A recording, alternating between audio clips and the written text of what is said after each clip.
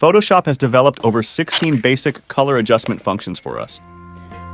These adjustment layers can manipulate the color and tone of the layers beneath them. Sometimes a same result can be achieved by different adjustment layers with different methods. What cannot be denied is that each of them has its own unique advantages. Posterize is definitely a very cool Photoshop adjustment layer, and I put a download link in the description, which is the PSD source file of this video for you to have a try. First of all, do not go to the top menu and try to use any of the adjustments in the image. It makes you unable to revise any of the adjustments.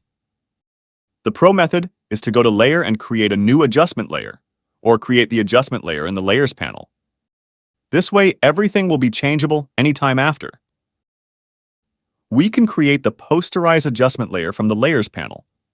You will find that the Posterize Properties panel is very simple.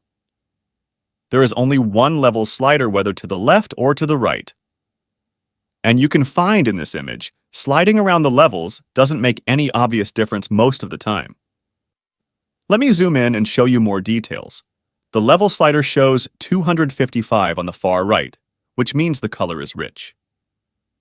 Let's keep sliding the levels to the left, and the value will become smaller, smaller, and smaller. But the image there still doesn't make any change. Only when the value reaches a very small level, the picture will have a very obvious effect. Anyway, this Posterize adjustment layer is still very cool sometimes. This series of videos will walk you through all the basic adjustment functions in Photoshop. Some are pretty easy, some are kind of more complex, so I've made an experimental PSD file for you.